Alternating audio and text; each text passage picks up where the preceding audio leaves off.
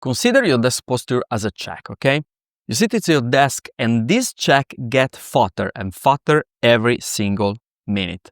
You have no choice about it. This is true for everyone. You must sit to work.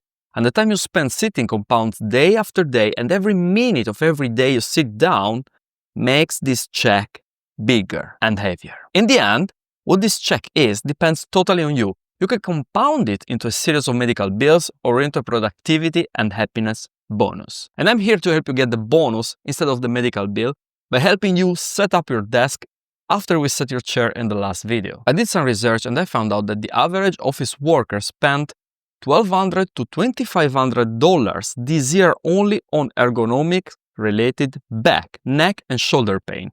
We talk about doctor visits, physio, meds. This before counting the lost productivity. In the USA, this personal bill is closer to between 800 and 2,500 euros. Sorry, dollars. In Europe, this sits at around 700 to 1,200 euros. And this is mostly a self-inflicted tax you pay. Most of it comes from lousy chair and desk height, monitor placement, and mouse keyboard setups.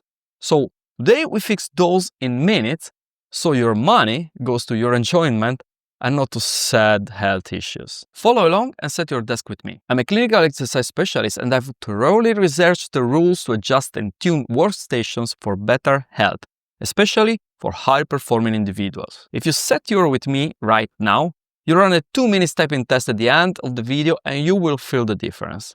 Are you ready? Set up. Your chair is already fitted from part 1. Now we set 3 things: desk height, keyboard, and mouse.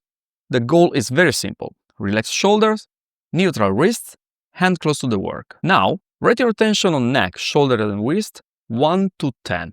Write it down and let's move forward. Desk height. Sit back in the chair, let the shoulders drop and keep the elbows close to your body. Now, rise or lower the work surface until it matches your seat elbow height. When you place your hands over the home row, your elbow angle should roughly sit between 90 and 110 degrees. If your desk is fixed and too high, you have 2 options for now. 1, add a keyboard tray.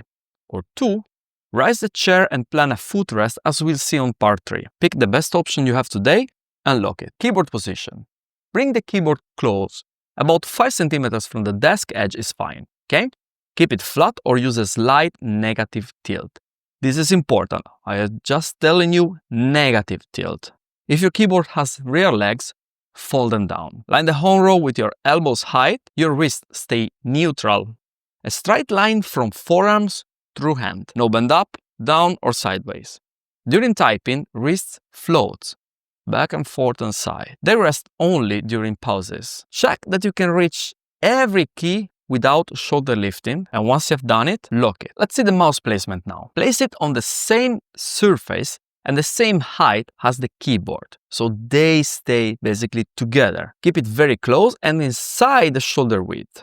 You should not reach to the side to get the mouse, so if you find yourself making big sweeping movements, also increase the pointer sensitivity 1 step and try again, until you see that you make small movements. Move mainly from the elbow and the shoulder, and keep the wrist neutral. It follows that you should use a simple, low-profile mouse pad, the one with the bump where you rest, called also wrist rest. Keep the surface smooth and large enough so you don't run off the edge, and if you have the wrist rest, use it only during pauses. Don't rest on it while working and using the mouse.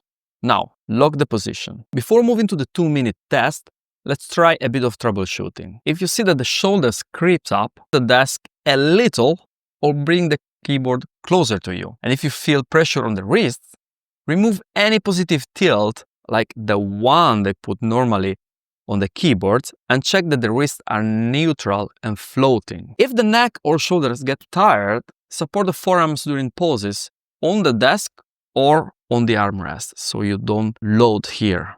And keep the mouse always close. 2-minute work test. Let's do it now. Open something you are actually working on. Set a 2-minute timer. Type or work at normal pace. When the timer ends, rate your shoulder, neck and wrist tension from 0 to 10 like we did on test 1. Then come back because we haven't finished optimizing yet. Here you are back.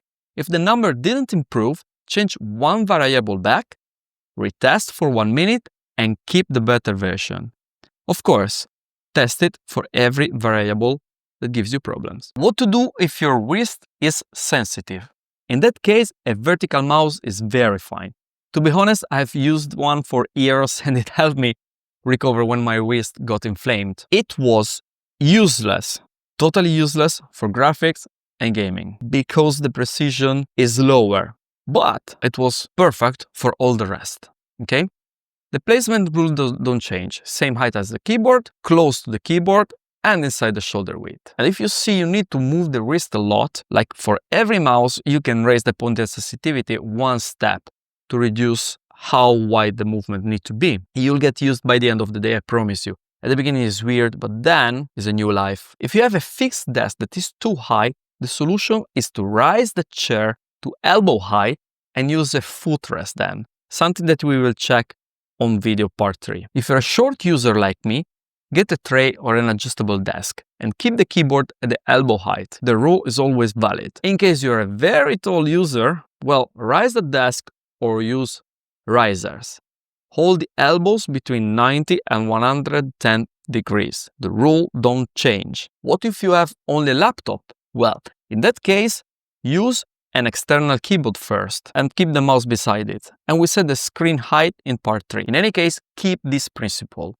Hold the elbow height rule and solve the rest with tools. Wrapping up, your desk, keyboard and mouse now match your body. Next, we set monitor, foot support and a break rhythm so the whole system works smoothly, and so will you. Cash in that check as a bonus instead of a medical bill. Resources are in the description. Download the 3 phases desk setup planner, and if you need this tailored, book a video assessment with me. Part 3 is coming soon, so if you want to know how to finalize your desk setup for better work and less painkillers, follow and hit the bell button to be notified, and you will be. Much love.